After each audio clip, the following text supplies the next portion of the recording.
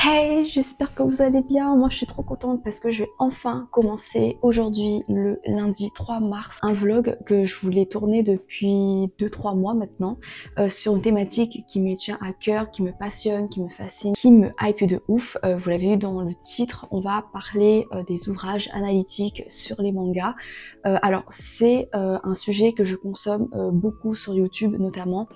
J'aime trop écouter des analyses hyper fouillé, hyper riche, hyper pertinent parce que je trouve que ça rajoute encore plus à l'appréciation personnelle de la profondeur, de la richesse d'une œuvre, notamment de manga. Et c'est pour ça que je me suis dit pourquoi pas explorer ce domaine, mais d'un point de vue littéraire à travers des livres.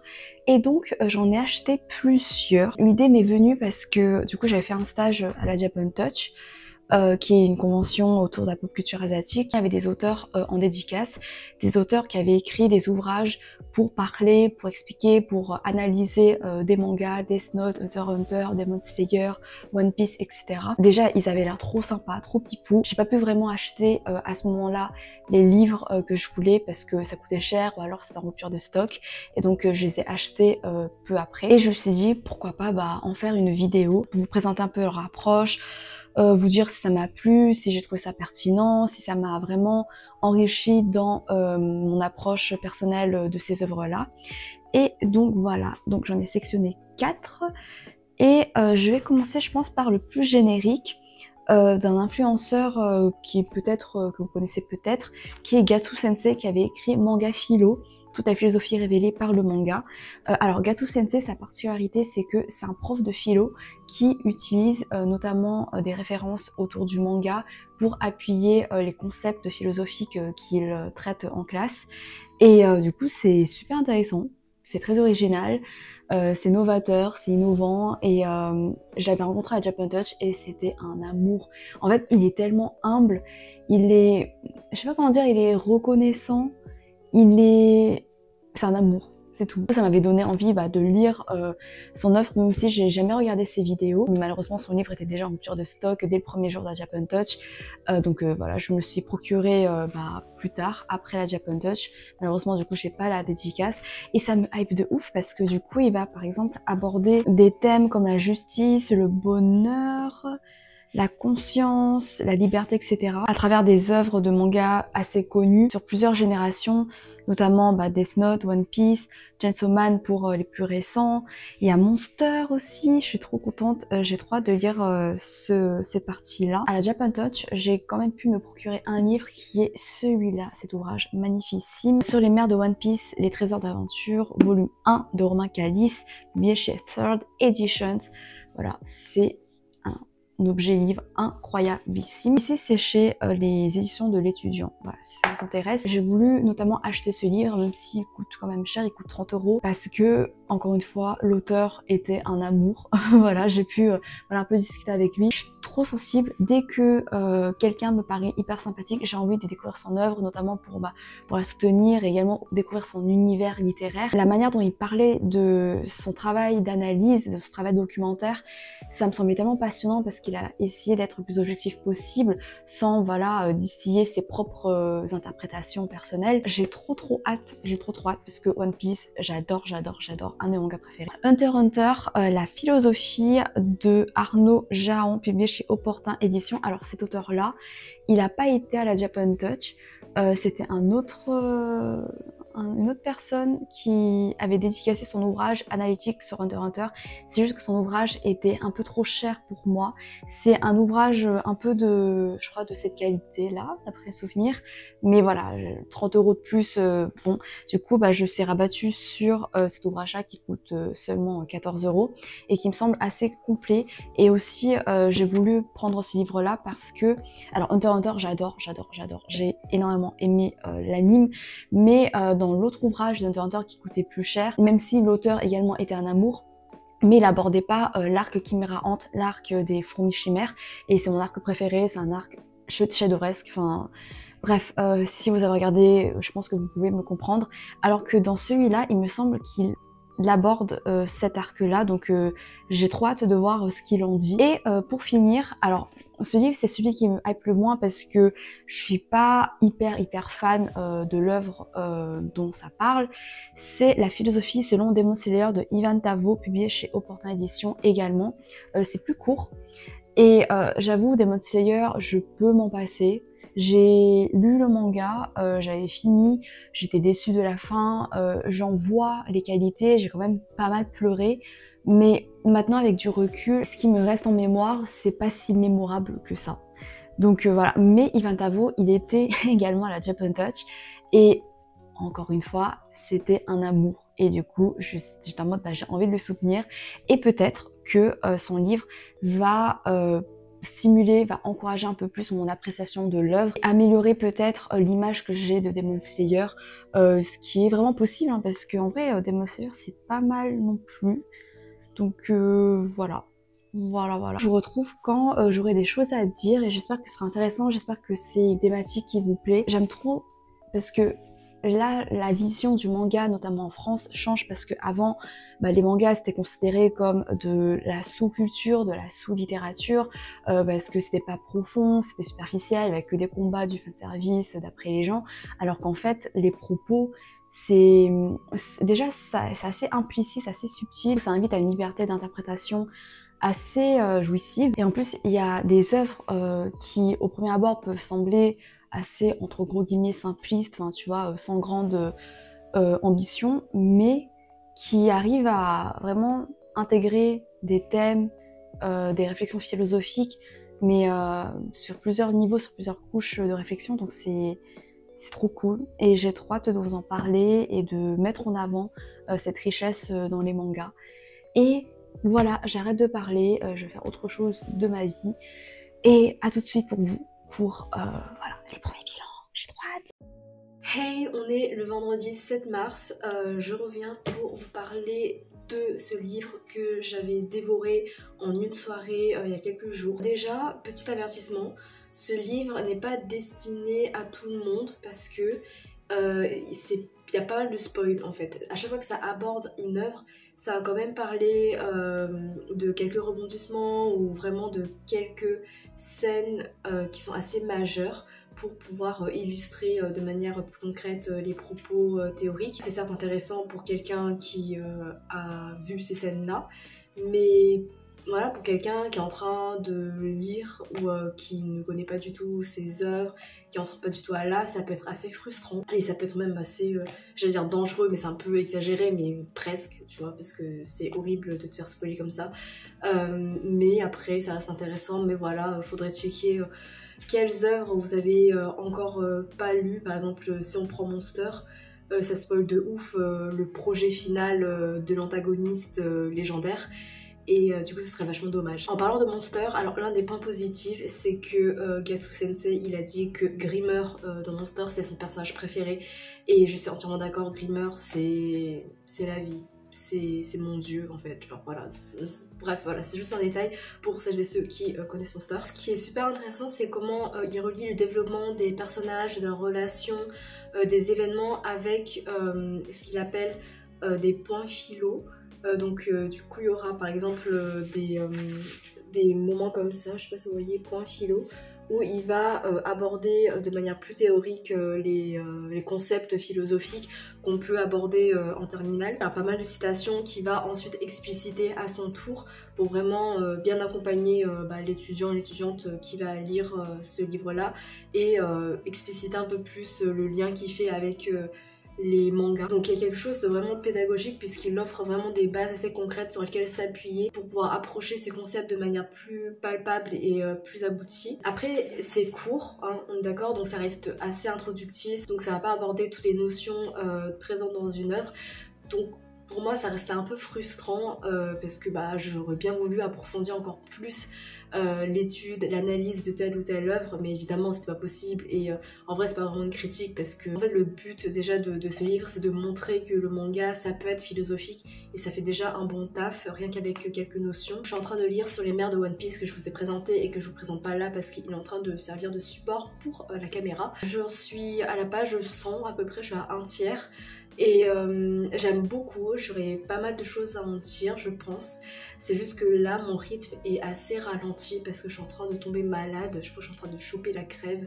Et en fait je trouve que le style d'écriture et je sais pas, toutes les informations, la recherche documentaire est assez fouillée et tellement fournie que parfois je me perds. C'est pas que je me perds un peu, c'est juste que je manque de concentration parce que justement je suis en train de fatiguer et quand je lis le soir, bah ça me fatigue un peu plus, même si c'est super passionnant. C'est vraiment pas à cause du livre, c'est à cause de moi et de mon état grippal, je pense. Je suis plutôt satisfaite et ça m'a vraiment appris quelques petites choses sur les œuvres que je connaissais dans ce livre-là. Bref, j'arrête d'essayer de gagner du temps pour rien et à tout de suite pour le prochain update. Je reprends, oui, je suis toujours pas coiffée, bref. Je suis en pleine lecture, tout. Dans One Piece, c'est pas très esthétique parce qu'il y a mon aspi derrière, mais c'est pas grave, on va faire avec. Je vais pas genre développer maintenant, je vais juste un peu réagir à chaud pour dire que j'aime trop parce qu'à chaque fois que ça relève des références, des petites anecdotes et tout, je suis en mode waouh, je suis juste émerveillée. Tu te rends compte du patchwork assez impressionnant de références que Oda a mis en place, a développé, mais de manière tellement intelligente et tellement satisfaisante et riche et blablabla. Et du coup ça fait trop du bien, donc vraiment merci à l'auteur de m'éclairer sur ces points-là. Et j'ai pas toutes les références, mais il y en a, je suis en mode mais comment j'ai pu ne pas voir ça en fait. Donc voilà, c'est trop bien de revivre One Piece sous ce prisme là, c'est trop enrichissant et du coup je suis trop contente et je m'éclate bien. Je vous laisse parce que j'ai mal au bras là, à force de tenir le téléphone. Bye bye. Salut les gars, je reprends, on est le dimanche 9 mars. Je reprends juste pour faire du blabla. Je suis en train de lire toujours encore One Piece, le livre analytique. Et je suis enfin arrivée au chapitre que j'attendais le plus. Chapitre sur mon arc préféré ever. L'arc qui a été vraiment le summum du génie de One Piece, je trouve, qui est Water 7 / Enies Lobby. Enfin, je sais pas si vous avez connu One Piece. C'est quoi votre arc préféré? Pourquoi? Moi, bah, c'est cet arc-là parce que il y avait tout. Je trouve que c'était bien dosé, que l'équipage était vraiment mis à l'épreuve, mais d'une manière nouvelle par rapport aux autres arcs, que ça prenait en maturité, que Luffy en tant que capitaine, il a dû également mûrir, grandir, faire des choix assez durs, et que la dynamique au sein de l'équipage était vraiment mise à l'épreuve de manière époustouflante, poétique, tragique et tout. Enfin, c'était trop beau. J'ai trop hâte de découvrir un peu les secrets de cet arc, de la construction de cet arc, des références, etc. Déjà que pour Skypiea et Alabasta, c'était super intéressant, vraiment. Mais là, du coup, je serai encore plus encore plus investie parce que c'est dans mon art préféré. Et du coup, j'ai trop hâte. Voilà. Je voulais juste vous parler de Water 7 / Lobby parce que c'est juste un prétexte pour en parler parce que j'en parle pas assez alors que ça a vraiment marqué ma vie et que c'est la raison principale pour laquelle One Piece, ça m'a tellement bouleversée. Et voilà, j'ai trop hâte. Hey, je vous reprends plus tard sur cette même page parce que je voulais rectifier un truc. Je pense que tout le monde s'en fout, personne n'a fait attention, mais pour ma conscience morale et le fait que je suis trop tatillonne dessus et que ça me rend parano et que ça me... Je sais pas, je suis trop soucieuse de ça. Bah, je voulais quand même en parler. Mais du coup, en fait, je vous ai fait un gros plan sur cette page pendant 30 secondes là. Et c'était pour vous montrer que j'allais enfin entamer le chapitre de mon arc préféré. Mais en fait, j'avais pas encore lu le contenu de cette page. Et si je l'avais lu, et ben j'aurais tourné la page parce que je voulais pas mettre en avant un truc genre si vous étiez en train de lire cette page, enfin je sais pas. En fait, en gros, du coup j'étais en train de lire, blablabla, trop cool, ok, gna gna gna. Et là je tombe sur ce nom-là. Du coup Romain Calis il a cité un truc que ce mec là, ce gros porc de la chasse de merde a dit. Ça m'a hérissé, j'étais en mode ah Berk, mais pourquoi j'ai ce plan avec une citation de lui là dans ma vidéo. Et mais voilà, du coup j'ai pas voulu retourner de nouveau de la séquence, sinon ça avait aucun sens. Enfin, il y aurait plus l'authenticité du moment parce qu'en fait du coup ce mec, ce gros porc, c'est en plus de l'ancien mentor de Oda, c'était l'auteur, c'est l'auteur du célèbre shonen Kenshin le Vagabond. Et il a été accusé, condamné, enfin vraiment il y a des preuves, il a même avoué pour détention d'images d'enfants mais de manière obscène, quoi. En plus, ce gros... Ah, mais vraiment, mais... Bref, je vais pas m'apesantir dessus, mais c'est un gros détraqué de malade qui a pas vraiment subi une grosse sentence, puisque maintenant il reprend, je crois, son manga, genre, au KLM. Enfin, son manga, il y a eu des adaptations, du coup ça l'a encore plus fait profiter, tout le monde s'en fout, enfin je sais pas, bref. Et en fait, à chaque fois que Romain Calice le citait dans cet ouvrage, et bah je me crispais, ça me hérissait, j'étais... Vraiment, je vomissais intérieurement. Et c'est pas la faute de Romain Calice parce que bah comme on le voit, enfin ce gros porc, il était super proche de Oda, donc il a eu une vraie influence dans la vie de Oda. Et donc voilà, on peut pas l'effacer de sa biographie. Mais là, il y a une putain de citation et je sais pas, ça me dégoûte de me dire que j'ai une citation de ce gros porc en fait. Et du coup à côté, j'ai marqué de manière très distinguée, subtile, voilà, un petit message. Voilà, je pense que vous vous en foutiez complètement. Enfin, je sais pas, mais le fait de l'avoir exposé, d'avoir exposé une citation de ce gars comme ça pendant longtemps, bah je voulais un peu rectifier et un peu m'excuser. J'espère que vous comprenez, que vous me prenez pas pour une grosse folle parano, mais en fait ça me dégoûte. Genre je me dis, putain, ce gros porc là, il a une influence sur tellement de mangaka, d'auteurs, c'était également leur ami, et même humainement parlant, et même de manière juridique, et au niveau de la justice, enfin, il a à peine été condamné, je crois, elle a dû genre verser une amende, et puis, mais c'est rien une amende pour un gars aussi riche que lui, parce que son shonen là, ça fait un gros carton. Bref, voilà, j'ai arrêté de m'énerver pour rien et de perdre du temps pour rien, et on retourne aux grosses vibes, mais voilà, je voulais expliciter ce détail. Salut. Hey, je vous retrouve, on est l'après-midi du dimanche 9 mars donc, et j'ai terminé Sur les mers de One Piece, le volume 1 de Romain Calice, et également j'ai eu le temps également de dévorer la philosophie selon Demon Slayer d'Ivan Tavo hier, parce que c'est vraiment très court, du coup je l'ai lu en moins de 2 heures je crois. D'abord je vais vous présenter ce très très bel ouvrage, voilà, j'ai fait plein d'annotations parce que j'ai relevé plein de trucs, et en plus j'étais trop contente parce que j'avais un tape de post-it transparents qui était un peu dans l'esthétique, voilà, de la couverture. Je sais pas ce que vous en pensez. Alors, voilà, ça fait un peu un accord esthétique réjouissant d'après moi, donc ça sort bien je trouve. Bref voilà, on arrête, j'ai trop aimé. C'est un premier volume, donc l'auteur prévoit d'en écrire un second. Ici ça va recouvrir toute la partie avant l'ellipse, donc jusqu'à Marineford. C'était exactement ce que m'avait promis l'auteur quand je l'ai rencontré, quand il a parlé de son travail très minutieux de détective pour explorer les traces de recherche, les traces d'inspiration de l'auteur. Et là, c'est fait avec beaucoup de précision, avec beaucoup de pertinence. Alors j'avais déjà accroché dès l'avant-propos où en fait il va un peu parler d'abord de son parcours personnel avec One Piece, de son expérience personnelle, et c'est déjà empreint de beaucoup de nostalgie qui nous parlait à travers des petites anecdotes dans lesquelles nous, en tant que fans de One Piece, on aurait pu se reconnaître. Il met en avant vraiment cette énergie communautaire au sein du fandom et le fait que c'est tellement grisant et vivifiant de se dire que on partage cette aventure grandiose qui réunit tellement de générations. Et comme j'ai dit, là, il y a vraiment une volonté d'émettre des pistes analytiques, mais d'un point de vue purement scientifique, presque purement scientifique. Donc il va un peu écarter son côté subjectif, ses interprétations personnelles, ses théories. Le propos, c'est d'avoir un regard analytique, scientifique et objectif sur l'univers, sur le travail de recherche de l'auteur. Et parfois, c'est très complexe parce qu'il y a des informations que l'auteur n'a pas forcément confirmées, mais il y a tellement de preuves qui convergent pour montrer que cette inspiration, bah, c'est tellement évidente que, enfin, j'imagine à peine le travail que l'auteur du coup de ce livre a dû fournir pour vraiment gratter, chercher, fouiller toutes les références qu'il pouvait y avoir. Il y a aussi parfois des moments où il va interpréter métaphoriquement le développement de tel ou tel personnage, les relations, etc.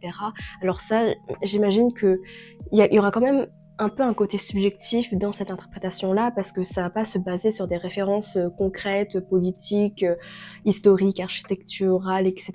Là, c'est vraiment purement selon nous comment on l'interprète. J'imagine que de ce point de vue-là, c'est assez facile de partir un peu trop loin par rapport à ce que l'auteur, lui, voulait de base. Parce que on est là, on interprète, on cherche des métaphores ou quoi, alors que peut-être que c'était pas vraiment l'intention de l'auteur.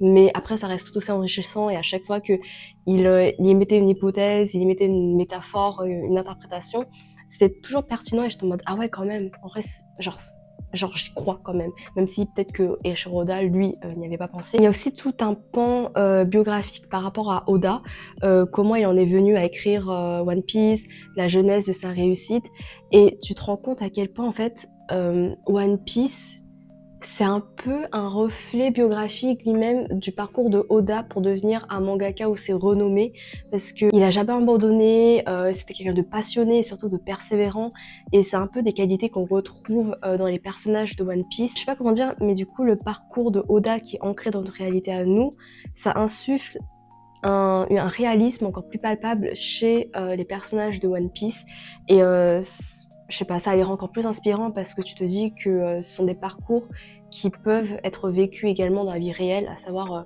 via Oda lui-même. J'ai beaucoup aimé également la toile contextuelle que le documentariste met en place, parce que du coup il va inscrire One Piece dans le contexte du manga au Japon, et c'était assez tumultueux, c'était pas si évident que ça.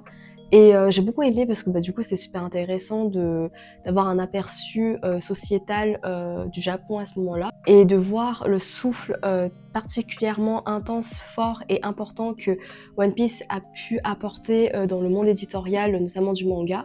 Voilà, enfin bref, je vous laisserai découvrir tout ça, mais il a une manière également de raconter qui est très fluide, c'est super bien écrit, vraiment, on dirait un conteur. Enfin, vraiment le vocabulaire, c'est super fluide, c'est riche. Au niveau des références, en fait, il y en a une panoplie. Tu te rends compte à quel point Oda, il a fait une sorte de patchwork avec plein de références, mais de manière tellement ingénieuse parce qu'il le mixe avec son imagination. Et parfois, il va le mixer tellement que ça va détacher du coup le produit dans One Piece de sa référence initiale au niveau de la personnalité, au niveau des vibes ou quoi, et ce sera juste une référence par exemple nominale. Mais parfois, ça renforce encore plus ta compréhension du personnage en lui-même parce qu'il y a des références, il y a des liens avec la référence de base qui fait que, enfin moi j'ai été un peu mind-blowée par le génie de Oda. Ça prouve sa culture générale assez incroyable, sa curiosité, enfin tout ce qu'il a acquis pendant son enfance à travers sa culture cinématographique, littéraire, etc. Et du coup franchement c'est hyper admirable de savoir transformer tout ça en un nouveau monde. Et aussi ça montre également la logique narrative, notamment comment les arcs s'enchaînent pour proposer une fluidité transitionnelle assez subtile, naturelle, mais du coup quand tu le relèves t'es en mode putain c'est tellement pertinent, et peut-être que ça joue inconsciemment sur le fait qu'on adhère autant à One Piece, c'est que on s'accroche malgré la longueur des arcs. Par exemple la manière dont il y a certains arcs, il y a certains personnages qui sont introduits à tel ou tel moment et pas dans d'autres arcs. C'est pas lié au hasard. Vous voyez pas, mais plusieurs fois je dois couper parce que ma gorge gratte trop quand je parle trop. Et c'est horrible. Par exemple, l'apparition de Ace à Alabasta, ça sert à un propos, c'est pour foreshadower un truc, c'est pour entrer en résonance avec la situation politique d'Alabasta. Enfin bref, c'est super bien pensé. Et la manière dont c'est vraiment sous-jacent, tu vois, c'est... Non, je sais pas, c'est juste trop bien parce que t'as plusieurs couches de lecture en fait de One Piece, et là ça le montre admirablement bien. D'ailleurs, donc c'est un livre qui spoil, et même si du coup ça recouvre jusqu'à seulement Marineford, mais ça va quand même spoiler des éléments dans d'autres arcs, notamment dans l'arc de Wano. Donc voilà, si vous n'êtes pas vraiment à jour dans One Piece, je vous conseille pas vraiment de lire ça. Par contre, si vous n'êtes pas du tout intéressé de commencer One Piece, mais que vous voulez découvrir un peu voilà toute la richesse de One Piece, vous pouvez le lire je pense, parce que Romain Calice il arrive bien à... Enfin il prend le temps de remettre des choses dans le contexte, d'expliquer les mécanismes de l'univers, le fil narratif de tel ou tel arc et l'importance de tel ou tel personnage. Donc en vrai pour un lecteur extérieur, enfin qui n'a jamais regardé One Piece et voilà, qui est pas forcément intéressé, je pense que ce livre pourrait être vachement intéressant pour vous apporter un peu plus un regard scientifique sur One Piece, voilà. Ce que j'ai aimé aussi, c'est qu'il remet un peu en question, alors ça va peut-être un peu, je sais pas, frustré, agacé, rendre perplexe certains fans hyper passionnés qui vouent un culte sans nom à Oda. Mais ce que j'ai bien aimé, c'est qu'ici, il va un peu nuancer, pas le génie de Oda, mais le fait que Oda, il est réputé pour être quelqu'un qui fait beaucoup de foreshadowing. Et on dirait que pendant ces 25 années-là, il a tout prévu de A à Z et que tout est vraiment finement lié. Et qu'il avait tout prévu, genre un personnage qui apparaît dans le chapitre 2 et qui apparaît 1000 chapitres plus tard, et qu'en fait c'était voulu d'avance, qu'il ait ce rôle-là ou quoi. Bah, en fait, il y a des gens qui sont persuadés que Oda il a tout prévu depuis le début. Et là, Romain Calice, il réfute ça. Enfin, pour lui, il dit que, attention, voilà, si vous êtes un admirateur sans borne de Oda et que vous êtes persuadé de cette hypothèse, ce que je vais vous lire va peut-être vous blesser, mais il faut passer par là. En revanche, loin de l'image d'un compositeur de génie qui aurait toute sa mélodie en tête avant même de la coucher sur papier, Oda adapte en réalité la cohérence de son récit au gré de ses envies, des recommandations de ses éditeurs et du temps qui passe. L'hypothèse la plus probable sur les manières de travail de Oda, c'est qu'il va improviser quelques trucs au fur et à mesure. Évidemment, il a les grandes lignes de son univers, mais pour l'enrichir, vraiment pour aller dans les détails et tout, tellement il y a de personnages, il va improviser bout à bout. Il laisse de grands vides parfois à certains moments qui va combler des chapitres plus tard. Mais il n'a pas forcément prévu comment il allait combler, comment il allait mener ces intrigues-là plus tard en fait. Il improvise un peu comme ça si l'occasion lui en est donnée. Donc voilà, en fait, il faudrait un peu briser le mythe du fait que Oda il a prévu pendant 25 ans tout le lore de One Piece. Mais ça le rend pas moins grotesque, ça le rend pas moins genre un génie de génie en tant qu'auteur en fait, voilà. Parce que le fait de pouvoir vraiment instiller une cohérence sur les détails que tu as semés il y a 20 ans, enfin c'est déjà une prouesse. C'est pas la prouesse à laquelle on s'attend, mais c'est quand même une prouesse. Voilà. Donc je vous conseille, franchement, je pense que je vais mettre au 5 sur 5. Et je suis trop contente. Je suis désolée Yvan Tabo, mais je pense que je vais passer un peu plus vite sur ton livre parce que ma gorge gratte trop, j'arrête pas de tousser. Et en plus j'aime beaucoup moins de choses à dire, déjà parce que Demon Slayer c'est une œuvre qui me tient beaucoup moins à cœur que ce livre, il est beaucoup plus court que celui de One Piece, et puis c'est beaucoup plus restreint parce que ça parle que de la philosophie de Demon Slayer et pas des références en dehors de la philosophie, mais franchement ça reste assez pertinent. Déjà les points bonus, c'est qu'il y a des illustrations de Samuel Rimbaud, voilà, des trucs comme ça, des trucs avec les personnages, ça j'ai bien aimé parce que du coup ça reprend une célèbre peinture, donc c'était un clin d'œil assez cool. Je pense que si ça spoil en fait, il me semble que ça spoil, oui ça spoil quand même, du coup faites gaffe. Il y a des citations également, pas mal de citations pour réillustrer ce qui avait été dit pendant les explications théoriques. J'avoue que j'ai été un peu moins emballée, même si ça reste très intéressant, mais je trouvais que la manière dont ça a développé, dont ça a explicité, ça a analysé certains propos philosophiques, c'était de manière à analyser plutôt le sujet, enfin le thème général du Neketsu, enfin du coup un peu l'esprit shonen, plutôt que Demon Slayer plus spécifiquement. Enfin, je sais pas, je trouvais que c'était parfois un peu trop général en termes explicatifs, en termes analytiques, même s'il y avait des exemples qui étaient liés à Demon Slayer, surtout dans la deuxième partie, mais j'aurais bien voulu me concentrer plus sur Demon Slayer et ce qui fait la saveur assez particulière de Demon Slayer dans le champ du shonen, notamment au niveau de sa mélancolie. Enfin, ça aborde brièvement, mais du coup de manière pas assez approfondie pour moi, parce que j'aurais bien voulu décortiquer un peu ces mécanismes-là, revenir sur certains trucs et tout. Donc voilà, je vais un peu rester sur ma faim. Après, ça a quand même approfondi ma compréhension et mon approche de certains pans de l'histoire, de certaines relations, de certaines oppositions entre les personnages. Donc ça restait intéressant. C'est assez pointu comme en termes philosophiques, enfin moi je trouve en tout cas. Parfois je devais relire un peu plusieurs fois, mais après ça reste intéressant parce que ce qu'il a analysé au niveau du Neketsu, tu peux l'appliquer peut-être également pour comprendre la popularité, la réussite des autres Neketsu, qui nous donne un peu une recette analytique qu'on peut apposer sur d'autres œuvres. Donc voilà, au final ça reste quand même un petit avantage. Et à un moment donné, du coup il compare Tanjiro à Gon, et du coup la transition est toute faite pour vous dire que voilà, je me mets à Hunter x Hunter de Arnaud Jahan, Hunter x Hunter, la philosophie, un guide non officiel chez Opportun Édition. Mon but c'est de le finir avant samedi prochain, pouvoir sortir la vidéo à temps. Il faut fournir un bilan complet. Il fait quand même plus de 400 pages. Je sais pas si j'aurai le temps, je vous laisse et j'ai trop hâte de commencer. Voilà. Bon bah comme on est dans un vlog de manga, je peux parfaitement profiter de l'occasion pour vous montrer un peu plus en détail mon beau mur de print avec tout plein de beaux fanarts de manga et tout. Et je suis trop contente. Et par exemple pour rester dans la thématique du vlog, j'ai des petits fanarts de One Piece. Celui-là j'aime trop parce que c'est tellement empreint de douceur et de tendresse et juste de trucs chill et tout. Ah, parce que je pense que c'est vraiment canon le fait que c'est Sanji qui s'occupe de couper les cheveux de Luffy, sinon il n'y penserait jamais. Et je sais pas, l'air tellement candide de Luffy avec l'air tellement empreint de douceur, de tendresse, d'attention qui reflète l'âme si pure de Sanji.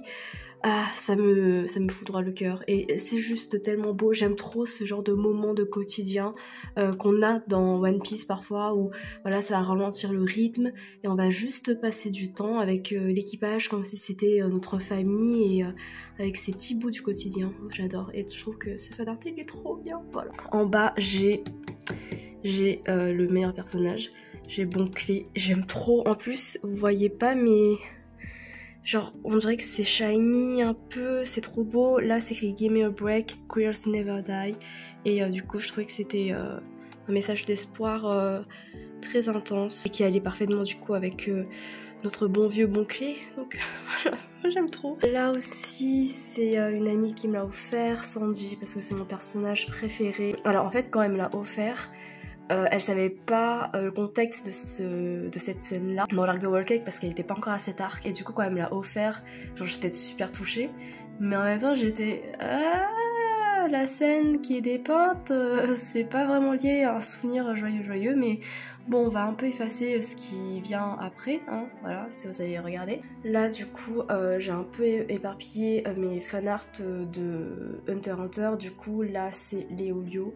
Vraiment le style, là c'est Killua, j'aime trop le style, et là, mais genre c'est Kurapika.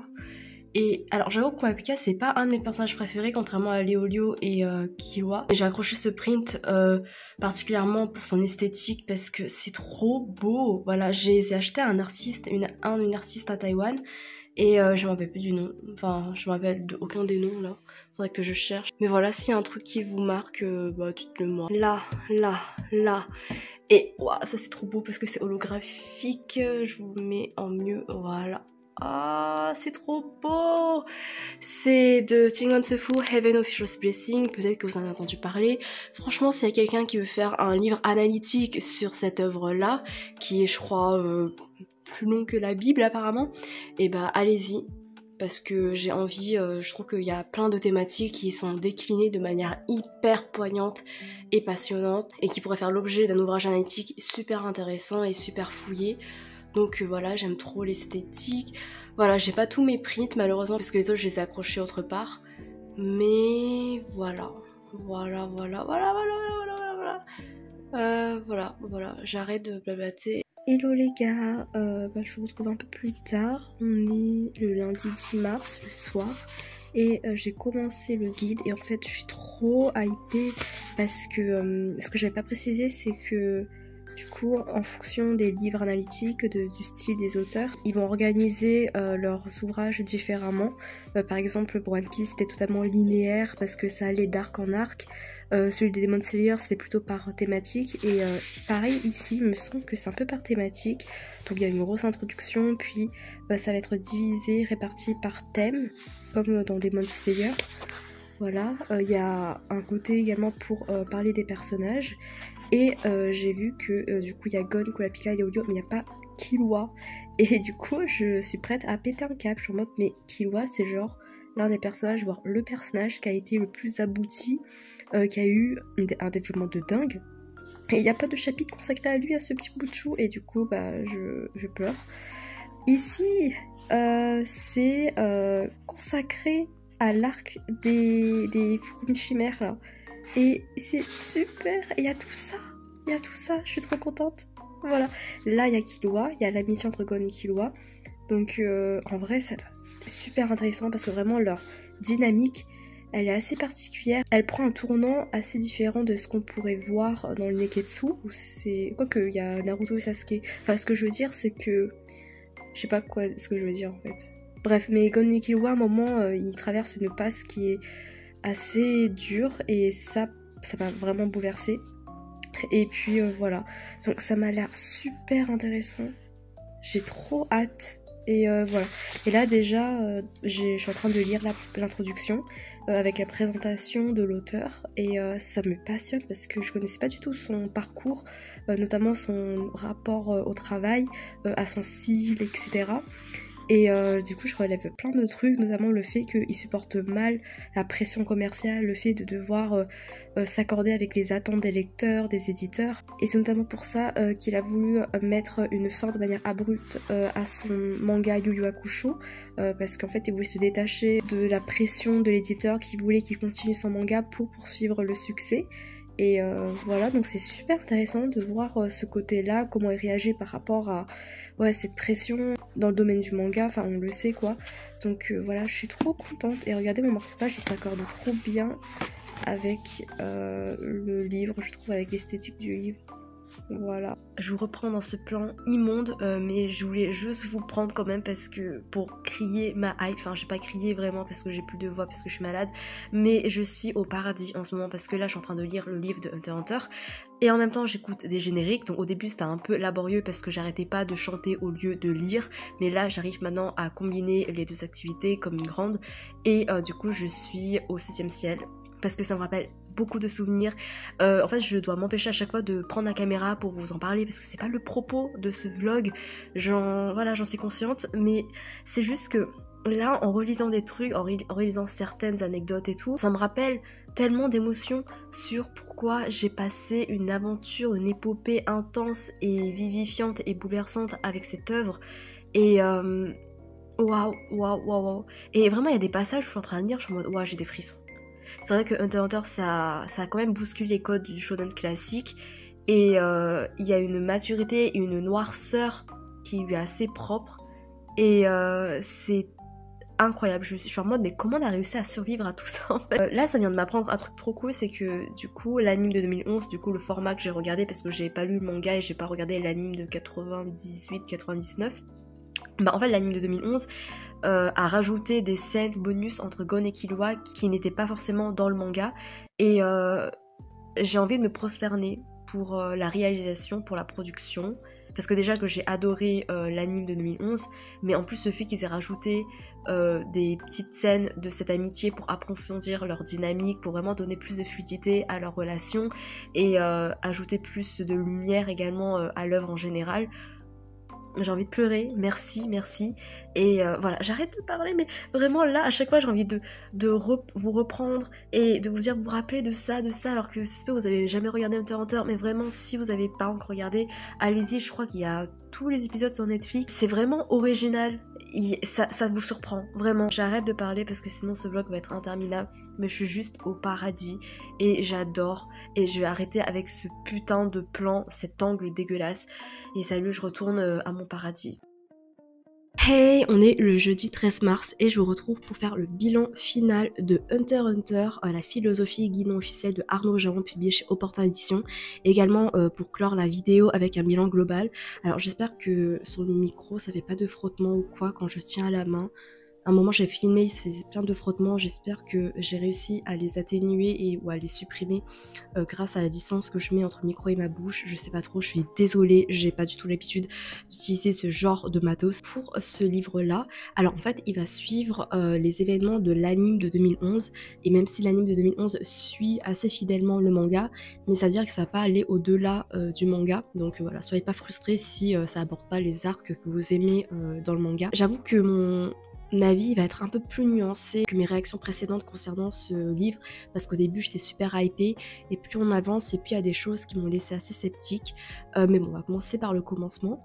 Déjà dès le début j'étais dedans, j'ai eu des frissons, en retrouvant les personnages, en retrouvant l'univers, et surtout que j'accentuais cette impression-là par l'écoute d'OST, de générique en même temps. Bon, au début, c'est assez fastidieux parce que du coup, je faisais que chanter au lieu de lire, mais ça m'a remis dans le bain, dans la hype et dans les émotions que m'ont procuré cet univers et ce chef-d'œuvre en fait. Voilà. L'univers de Hunter x Hunter, c'est pas un monde dans lequel je voudrais vivre parce que c'est cruel, c'est impitoyable, mais retrouver cette recette assez particulière et unique qui est tellement propre à Hunter x Hunter, c'était un truc tellement magistral. Au niveau de ce qui est développé dans ce livre, j'ai beaucoup aimé comment il a analysé les personnages, comment il a mis en avant leur réalisme, le fait que ce sont des personnages qui sont conditionnés par déjà leur monde, le monde qui les entoure, qui est un monde impitoyable, cruel, avec plein de gens immoraux qui vont pas hésiter à les écrabouiller physiquement, psychologiquement, et comment ce monde-là, cet environnement toxique, va conditionner leur propre évolution et leur propre manière de penser. Et c'est vraiment flagrant à travers notamment le personnage de Gon et la manière dont ça met en lien cet environnement avec les personnages, leur développement. Ça a mis encore plus en avant le réalisme de l'univers, enfin de la construction de l'histoire en général, et à quel point l'auteur, il n'hésite pas à aller loin, notamment dans le développement, dans la déshumanisation de certains personnages à plusieurs degrés, parce que les personnages au final ce sont pas des modèles forcément à atteindre. Il n'y a pas de bon, de mauvais, forcément il y aura des gens immoraux, genre c'est évident, mais il y a des personnages qui vont fluctuer mais de manière très intense, très extrême, notamment à travers le personnage de Gon, et ce sont des personnages qui sont dictés par une perspective qui est très subjective, très propre à eux, qui sont notamment hérités de leurs expériences personnelles et pas forcément d'une philosophie objective qu'ils vont respecter coûte que coûte, parce qu'ils vont toujours être sujet de leurs pulsions, de leurs sentiments, de leur subjectivité. C'est assez audacieux parce que ça brise les codes du neketsu où dans un shonen, il y a ce côté très rassurant parce que tu as un rempart face aux vices, face au mal qui sont incarnés par des personnages, par des événements, etc. Et tu as des repères également de valeurs, de morale, de bonté, notamment par exemple dans One Piece, t'as Luffy, tu vois, tu sais que tu peux faire confiance à Luffy pour voilà, te mener vers un idéal, pour t'inspirer dans ta vie. Là, t'as pas forcément de repères parce qu'ils peuvent te trahir à tout moment en quelque sorte. Du coup, c'est cette absence de manichéisme qui fait la force de l'œuvre de Hunter x Hunter. Et l'auteur notamment, il s'est beaucoup inspiré de Jojo. Et Jojo, c'est également une œuvre qui brise, qui s'émancipe des codes du shonen classique parce qu'il y a beaucoup de choses qui sont imprévisibles. Il y a des personnages qui subissent des destins et des tragédies. Tu t'y attends pas vraiment. Et du coup, mention spéciale au développement du personnage de Gon, à son analyse dedans. Enfin, c'est vraiment l'un des points clés, ce qui est évident puisque Gon, c'est l'un des héros. Il y a également toute une partie consacrée à Meruem, qui est l'un des antagonistes les plus marquants de l'œuvre, notamment de sa relation... Pourquoi je mets le micro là? Après on m'entend plus, je sais pas trop. Notamment de sa relation avec Komugi. Enfin voilà, je vais pas rentrer dans les détails pour celles et ceux qui ne connaissent pas. Mais s'il y a bien une raison qui pourrait vous pousser à adhérer à cette œuvre-là, c'est vraiment le personnage de Meruem, vraiment.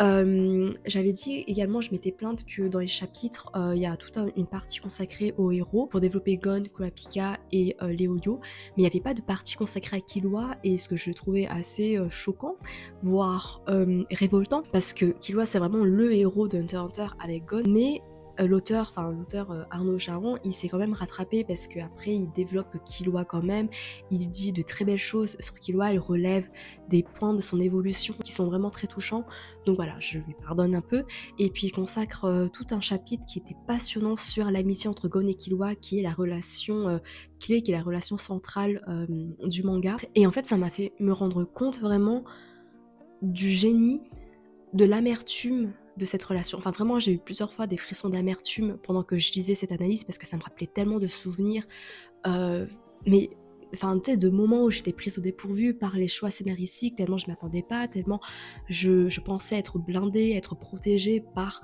notamment le milieu du shonen et tout ce qu'on en connaît, et là il y a des fois où ça sort de ça pour te proposer des choses pas mal impitoyable, et notamment autour de la relation entre Gon et Killua. C'est une relation, c'est une amitié qui est tellement lumineuse, qui est chaleureuse, qui te réchauffe le cœur, qui est tellement tendre et tellement bien amenée et développée, mais qui est également malmenée et mise à l'épreuve par des choses qui sont tellement réalistes et tellement humaines. Le dénouement de cette relation, enfin, c'est waouh. Voilà, bref, voilà, je vais pas rentrer dans les détails, mais c'est audacieux, voilà.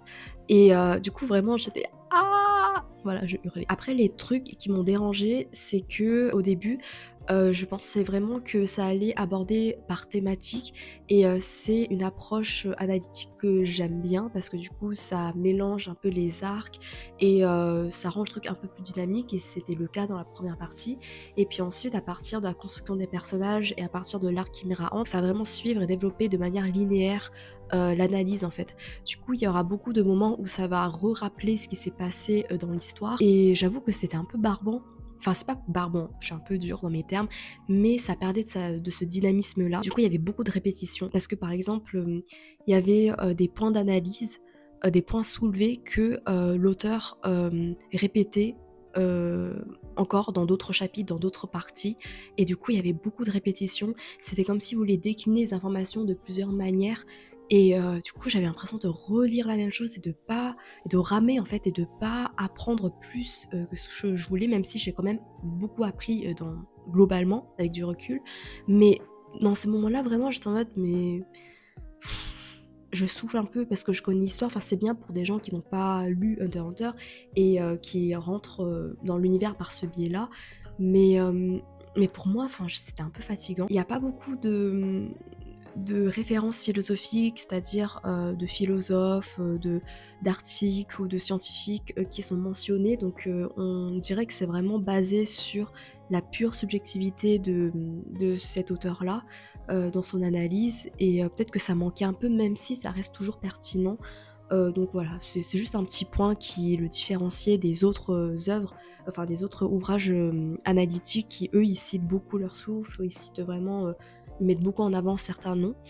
Et voilà, je pense que j'ai fait le tour. Sinon, globalement, c'était cool. Donc, bilan de cette vidéo. Désolée pour la qualité hyper mauvaise de cette vidéo, enfin la luminosité, également pour le son aussi. Je crois, je suis encore en train de tâtonner, de trouver un peu l'équilibre. Surtout que j'étais malade en fait pendant toute la vidéo, du coup j'étais un peu dans les vapes parfois, ma gueule c'était un peu insupportable à voir. Globalement, ce que je retiens de cette petite aventure philosophique, déjà, je suis admirative du professionnalisme de ces auteurs-là, enfin des auteurs de ces ouvrages-là. Mais également, j'ai trop aimé parce que ça sentait, ça respirait, ça suintait de tous les pores de ces livres, la passion. Voilà, ce sont des gens, des gars qui sont passionnés par ces œuvres-là et ils me l'ont admirablement transmis. Et du coup, ce sont des choses, enfin c'est quelque chose, c'est une qualité qui me touche vraiment. J'ai beaucoup aimé aussi, notamment dans le livre de Hunter x Hunter de One Piece, la lumière qui était mise sur le parcours de l'auteur. Du coup, j'ai appris pas mal par rapport à l'auteur, notamment dans Hunter x Hunter, parce que je me suis jamais vraiment renseignée sur l'auteur, à part le fait que ses problèmes de santé le ralentissent énormément dans le processus d'écriture de Hunter x Hunter. Mais sinon, dans ses inspirations, dans son rapport éditorial et tout, enfin ça je connaissais pas du tout, donc ça c'était super intéressant. Ça a montré admirablement vraiment la richesse des mangas, comment ça permet de véhiculer certaines valeurs, certains messages, certains thèmes également, certaines réflexions qui permettent de nourrir le lecteur et pas forcément de le guider vers un point final, mais voilà, lui offrir des réflexions qu'il va mariner, ruminer de lui-même, et pour se construire dans sa culture générale, dans son développement personnel également. Donc voilà, ça permet toujours d'ouvrir son esprit et de réussir à développer son esprit critique et également son esprit analytique. Et il y a toujours ça qui est de bon dans pas mal de mangas. Donc franchement, ce serait trop cool. Non, ce serait trop cool, vraiment, qu'on étudie des mangas en français, par exemple, en littérature, au collège, au lycée. Genre pas que ça évidemment, mais pour montrer que la philosophie, que les messages, que les manières de faire dans la narration et tout, et bah ça peut se faire dans plusieurs médiums. Et même pour les formats qui sont au premier abord pour se divertir, bah, il y a quelque chose de profond qu'on peut en retirer, et du coup on peut rester vigilant par rapport à ça, et rester conscient et ouvert par rapport à ça. Donc voilà, en vrai ce serait trop bien. Bref, après tout ça, moi j'aimerais bien lire d'autres analyses de manga. Alors j'avais lu celui de Berserk, À l'encre des ténèbres, de je sais plus, mais c'était passionnant, vraiment 5 sur 5, parfait, génialissime. Il y avait tellement de références, l'analyse était pointilleuse, minutieuse, c'était génialissime. J'aimerais également lire notamment des analyses de Naruto. Le truc c'est que bah, je voulais en acheter un de livres analytiques sur Naruto, mais j'ai envie de me remettre dans le bain de Naruto parce que je lisais Naruto quand j'étais ado, donc ça fait longtemps. Et je pense qu'avec ma sensibilité de maintenant, je peux avoir une approche nouvelle, inédite avec l'œuvre Naruto. Donc j'aimerais d'abord avoir cette expérience personnelle avant de me pencher sur des analyses autres, quoi, pour éviter de me faire influencer par ça. Un autre dernier petit truc que j'aimerais beaucoup voir dans ce champ, dans cette thématique, ce sont des ouvrages écrits par des femmes, juste tout simplement parce que j'ai l'impression que c'est quand même un champ qui est dominé par des auteurs hommes, ce que je trouve quand même dommage. Après, je sais qu'il y a quand même des ouvrages, genre il y a Naruto, les Arcanes de Konoha de Pauline Croquet, je crois. Mais en fait, en librairie, je voyais aucun. Pour un peu de parité, ça ferait pas de mal. Voilà, c'était juste un peu ma fibre féministe que je voulais s'exprimer, mais je vous laisse parce que déjà la vidéo est atrocement longue. Bisous. Là, je vais me mettre à Evangelion. Alors déjà l'anime parce que j'ai jamais regardé, je connais que l'opening que j'adore évidemment, mais en fait le mois prochain dans le cinéma de ma ville, ils vont passer le film d'Evangelion, je crois, qui est une version alternative de la fin de l'anime, et du coup bah, j'aimerais regarder d'abord l'anime avant d'aller voir le film au cinéma. Et d'ailleurs j'étais choquée parce que je pensais qu'Evangelion c'était plus long que juste 24-25 épisodes. Je pensais que c'était un anime de 70 épisodes. Enfin bref voilà, c'est pour ça que j'avais jamais osé m'y lancer, mais maintenant j'ai plus d'excuses. Voilà, j'ai trop hâte. Et peut-être par la suite regarder plein d'analyses, lire plein d'analyses sur Evangelion, ce serait trop cool. Et je pense que ce sera super enrichissant. Voilà, je vais arrêter de blablater parce que ça dure déjà longtemps. J'espère que ça vous a plu malgré la qualité. Merci infiniment d'avoir regardé jusqu'à la fin. Et j'espère vous retrouver pour d'autres concepts de vidéos comme ça que je trouve super intéressants et qu'on voit pas forcément sur Booktube. Et franchement j'aime trop lier en plus la passion de la lecture avec les mangas parce que je parle pas beaucoup de mangas alors que vraiment les mangas c'est une partie intégrante, hyper précieuse, hyper importante de ma vie. J'arrête de balbater, j'ai super faim parce qu'il est midi et je vous laisse. Merci encore et à bientôt peut-être, j'espère. Salut!